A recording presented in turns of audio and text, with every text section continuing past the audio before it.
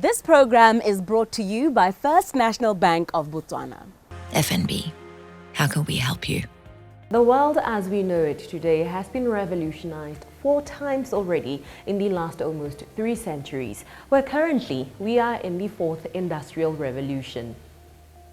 Let us jog our memories a bit by talking about the other 3 revolutions. The first industrial revolution, which was the age of mechanical production through the advent of the steam engine, introduced using steam to power everything from agricultural machinery to textile manufacturing. This discovery of power shifted societies from mainly farming to urban setups, giving way to steam to power ships and trains, revolutionizing how people commuted from point A to point B. What emerged later were the factories. Eventually, advancing industrialization created a middle class of skilled workers, resulting in cities and industries growing more quickly than ever before. The second industrial revolution was a time of advanced science and mass production, which introduced gasoline engines and airplanes. It is during this era that scientific principles were brought right into the factories, where the assembly line concept effectively powered mass production. This was in the late 1800s, early 1900s, where people moved from rural areas to urbanized towns and cities for the jobs in the factories. Perhaps it is safe to say that life as we know it today was somewhat ushered in by this revolution, as it introduced us to electric lights, the telephone, radio, and television. Economics transformed drastically as effective production, communication, and transportation were all done in a fraction of the time it took previously. Now, because of the third industrial revolution or the digital revolution, we enjoy the cloud as virtual storage space, the internet, and some kind of handy device such as a cell phone that lets you access both.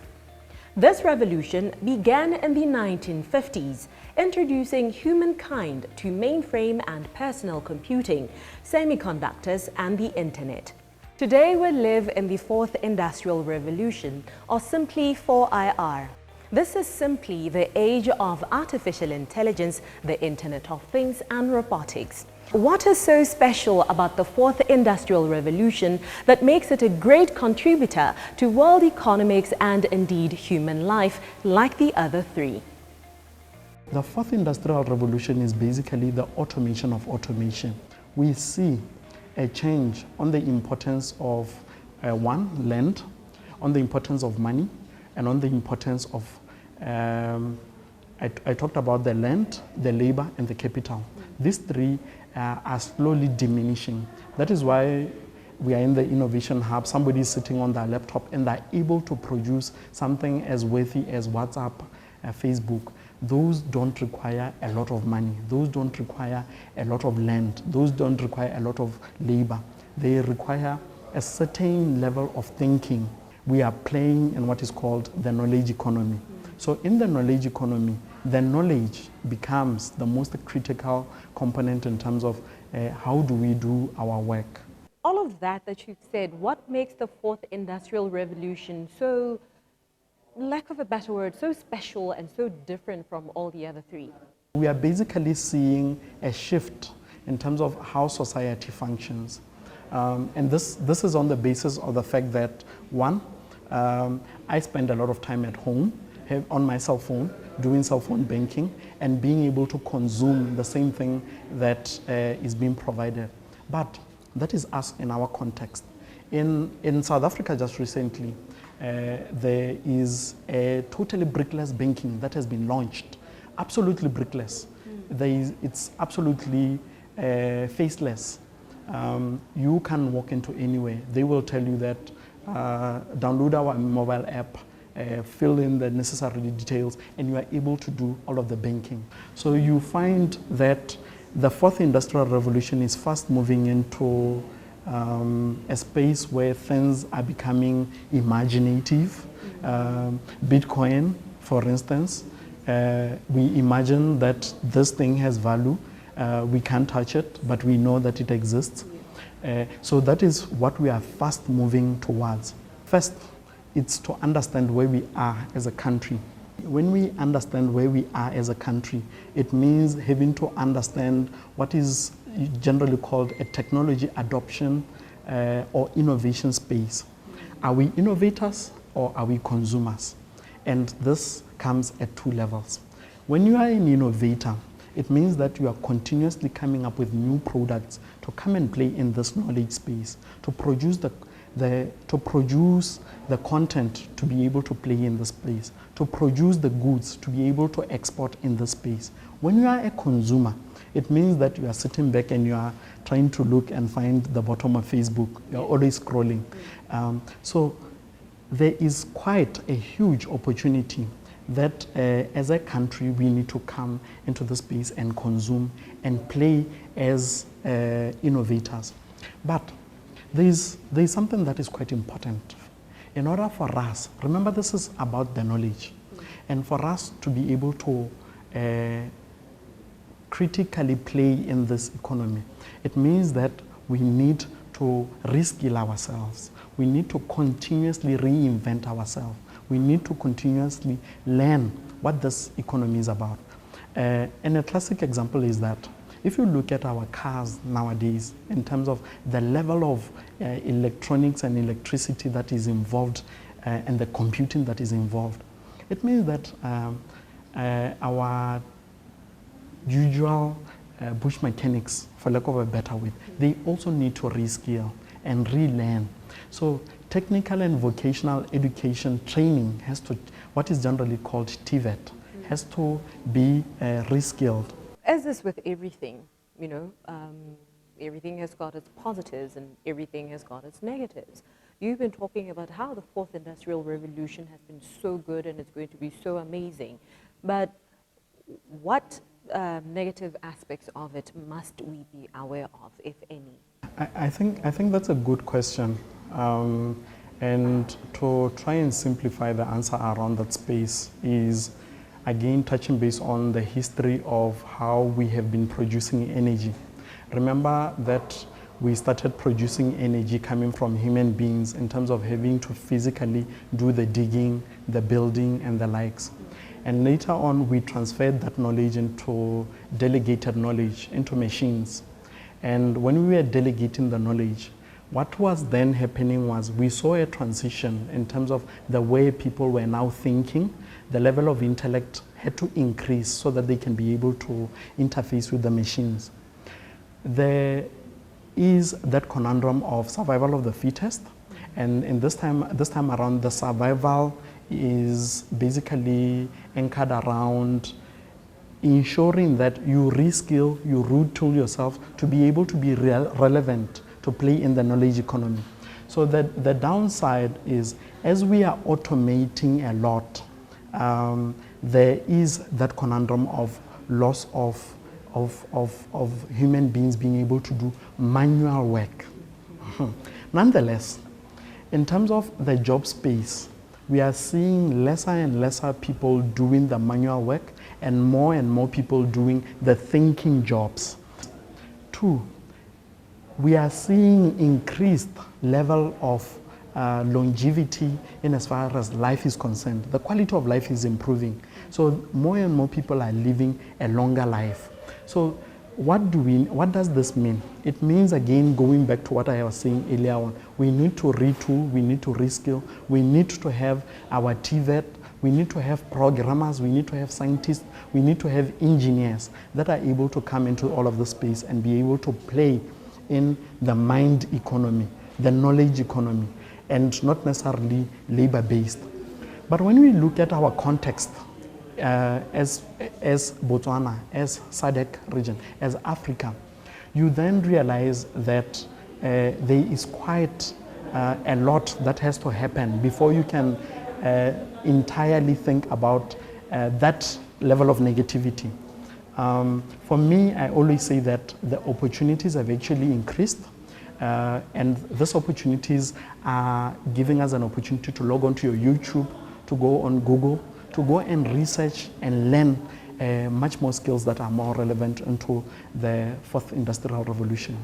Again, when you look at government context, business context, you find a situation where we still need to do a lot of automation of business processes within our context.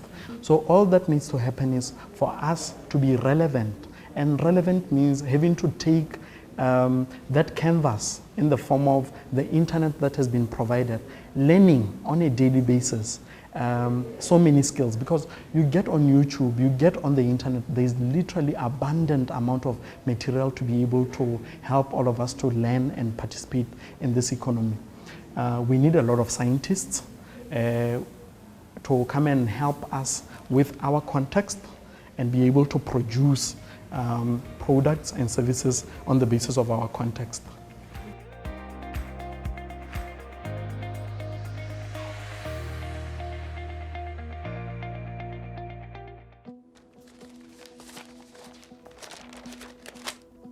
When running a business means Where did I put that receipt? we can help you with instant accounting, free software that does your bookkeeping for you. When running a business means Wait, what do you mean the container hasn't arrived? we help protect your business from risk with Mohwebi Insurance. And when it means How do we pay our staff that don't have bank accounts? we help you make multiple payments directly to people's phones with e-wallet bulk send. At FNB, we're constantly innovating to help business owners at every stage of their journey.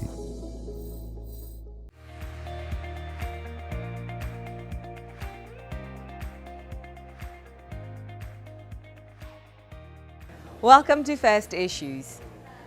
The Botswana Unified Revenue Service, otherwise known as BERS, is a body tasked with year-on-year tax collection from all concerned parties. These may be individuals, companies or corporations. As of 2018, BERS had reported having collected 35.8 billion pula in taxes for the year 2016-2017. While this figure is 1 billion pula past its target for that year, the agency had failed to collect about 2.7 billion pula in arrears, which could have made a significant contribution to the country's overall GDP, which is heavily dependent on diamonds. Upon this background, BERS is launching Lekgetho Live, a digitized tax management and revenue collection platform that promises efficient revenue collection, improved customer service and service delivery. General Manager Processing Center at BERS, Vivian Lesedi, explains to us what this system is and how customers are going to be affected. Lekgetho Life is a tax management system. It will be responsible for managing the tax and collecting revenue for Botswana Unified Revenue Service. It is replacing the current system, which is old. It has been in use for a while, and it no longer meets our business requirements. As you know, that business revolves, and systems, just like cars, have to be changed now and then. The system will be automating most of the manual processes, and the ultimate goal is for BRS to maximize our revenue collection. As you know, that our mandate is to collect revenue. I want us to go back to the issue of revenue collection. That is your primary mandate. And at the budget speech, one of the key concerns was inefficiencies in tax collection towards the government's coffers. So how is this system going to ensure that tax collection is effective? Everybody pays what they're supposed to pay when they're supposed to pay it. New system, when implemented, will be able to have streamlined audit and investigations because of the high profile risk profiling capability that the system brings. We'll be able to actually get money that we haven't been getting through this risk profiling, instead of the manual risk profiling that we are doing right now, which is, you know, everything manual is not efficient. Third-party systems that you speak of include that of the Companies and Intellectual Property Authority's new system that aims to move everybody from manual registration to online, which they also purport would help in managing all of these companies. So in this case, companies who still owe tax but then decide not to register with or on the OBRS, what about those? How are you going to be making sure that everybody pays what is due to the BURS? All companies that are existing right now in our tax management system will be migrated to Lekgetho Live together with liabilities. And whether you've re-registered for SIPA or not, you will still be in the Lekgetho Live. And your TIN will be either the new SIPA number or old SIPA number, depending on what SIPA number you have on 1st April 2020. And liabilities will still be followed up even in Lekgetho Live, because they will not die with the old system, they will be migrated. Maybe to clear a misconception that might be there, because we keep talking about companies and interfaces with third-party systems. So is this exercise going to be affecting individuals as well to update their tax identification numbers to Lekgetho Live as well? All taxpayers, companies, individuals, trusts, partnerships, government bodies that are registered for tax, parastatals and all, they're all going to be issued with new tax identification numbers. For companies, it will be the SIPA number. For individuals, it will just be I plus your Oman number if you are a Motswana.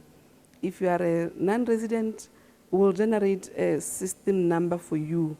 And for all other persons like the government, bodies, the parastatals, your partnership estates and all, the Lekgetho Live will generate new TINs for them. And those who are registered for VAT, new VAT numbers will also be issued by Lekgetho Live. So if you are a taxpayer already, you can simply just log into your e-services account and it will show you what your new TIN is. We'll also be writing to all taxpayers to inform them of their new tax identification numbers.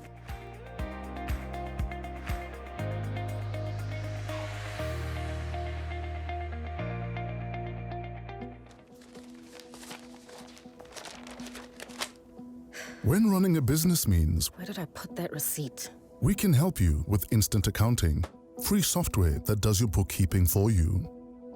When running a business means Wait, what do you mean the container hasn't arrived? we help protect your business from risk with Mohwebi Insurance.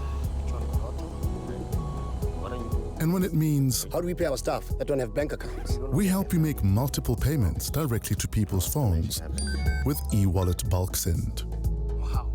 At FNB, we're constantly innovating to help business owners at every stage of their journey.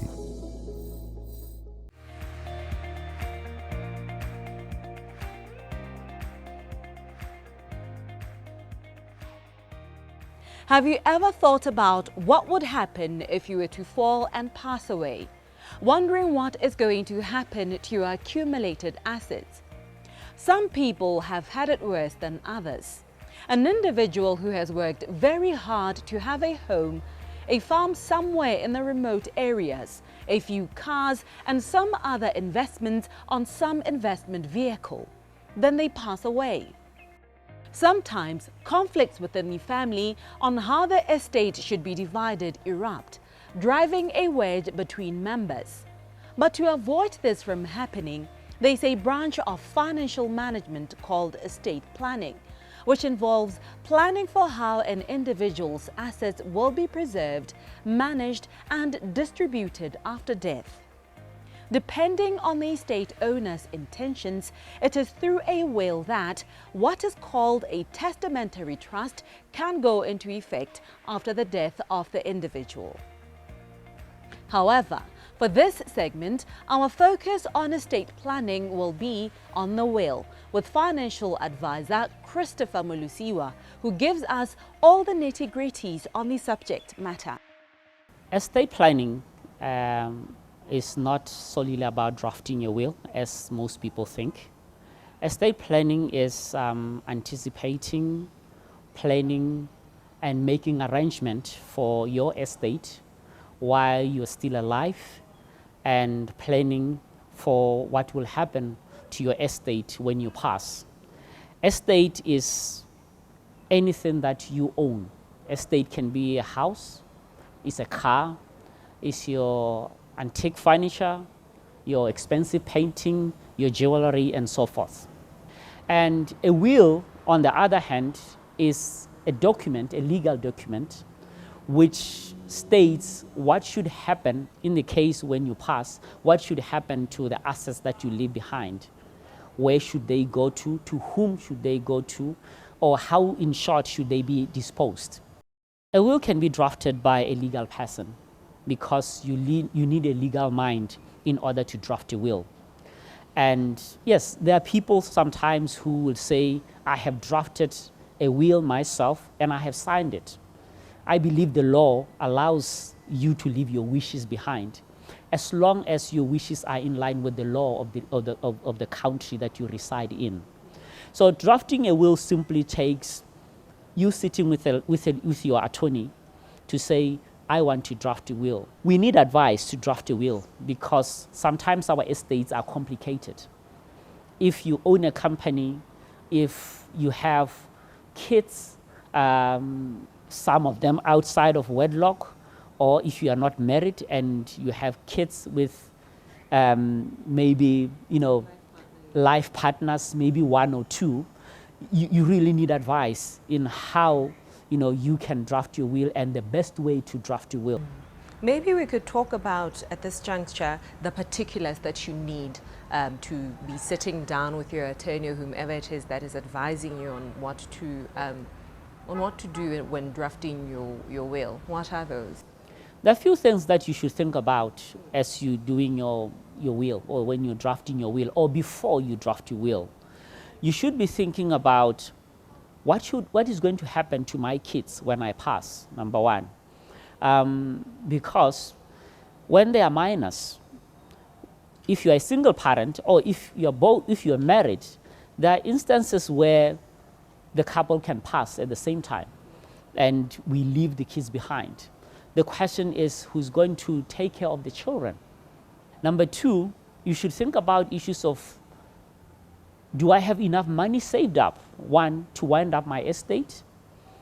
Two, to pay the taxman, because we're talking about the estate and the assets in the estate, some of them might have to be disposed, or some of them might have to be transferred or be given to the beneficiaries, which in this instance, there is change of ownership and the taxman comes into play.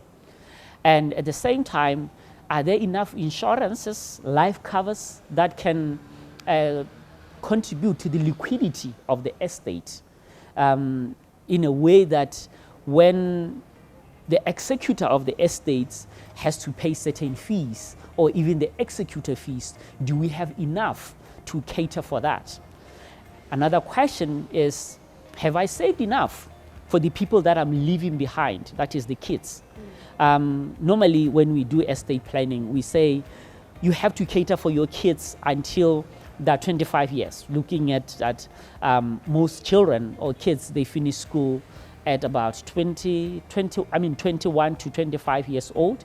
And at the same time, with the status of our economy, it takes a while maybe to find a job.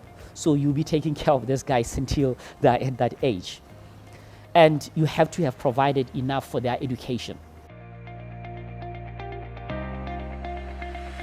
This program was brought to you by First National Bank of Botswana. FNB, how can we help you?